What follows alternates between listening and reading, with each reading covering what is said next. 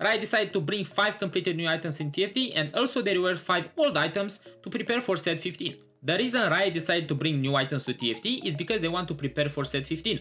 Also, some of the items that we have right now, like Statikk Shiv, they kinda lost their value by changing them with nerfs and buffs along the way. So like old build with Pikachu Zaya, it's not possible anymore in the new sets. So they decided to revamp some old items and to bring some new items as well. The first item I'm gonna talk about is called Kraken's Fury. Attack grants 3% stacking attack damage. This is gonna be good on champions that have like a lot of attack speed from the trait, or if they have an item that grants them attack speed. For example, a Rageblade on Vayne, on a Flail on Zeri. I think it's gonna be literally broken on Zeri, because I think the clones are gonna like get the same value from like the full AD she has, and she's gonna stack a lot. And I can see some nerfs for sure.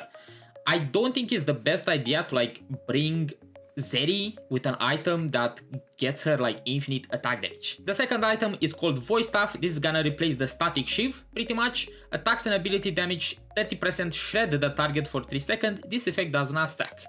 Right, pretty much wants you to like not feel bad if you have to build Statikk Shiv on your main carry.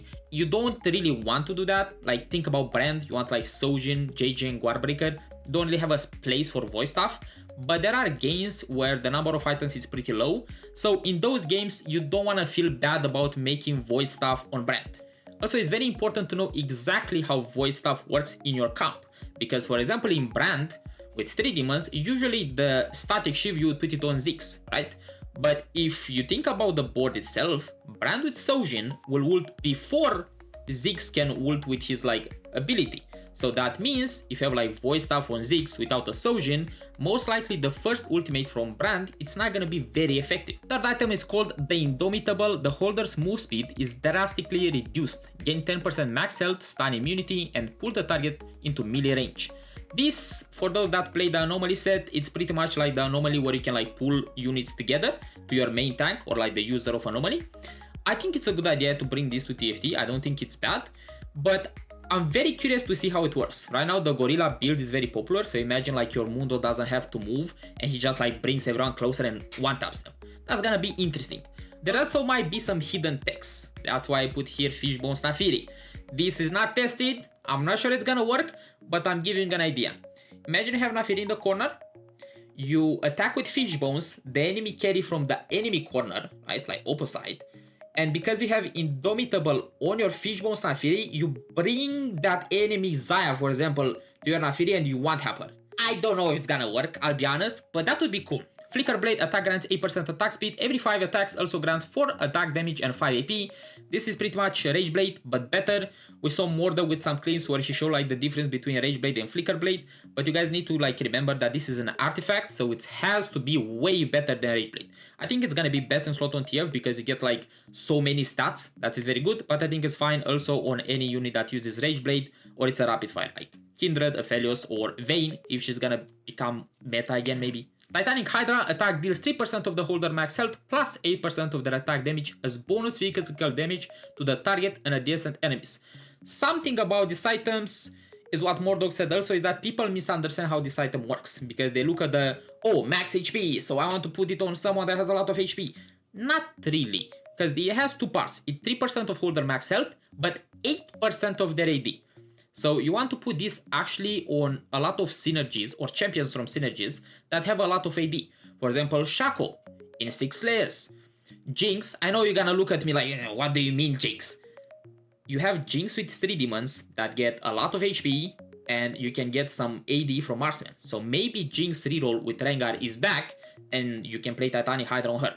I don't know, I'm not sure. But we are sure about Shaco because it's Slayers. It might be best in slow Senna because her attacks deals damage to adjacent enemies as well, so it might be very good. Why is that here? Because 5 Cypher gives a lot of AD, and I know 5 Cyphers are not really popular right now, but there are some builds with it. So having Titanic Hydra with 70 AD, that's pretty good. Titanic Hydra is good also on any marksman, for example Zaya or Aphelios. I think it's gonna be fine.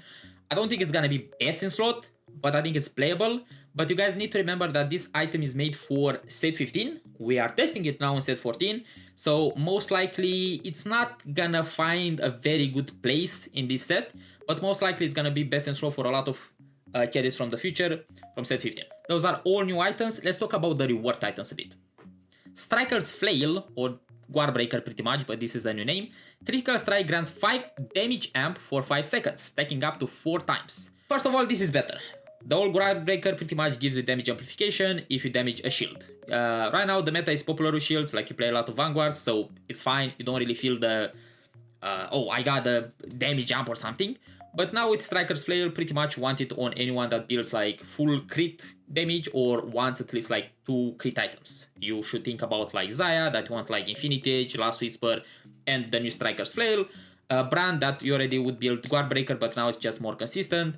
Draven is good because he uses a lot of AD. So the way you should think about this item is that it's good in general, but it's very good if the carry can use another crit item. Even if it's like JG, Guardbreaker, Infinity Edge, anything.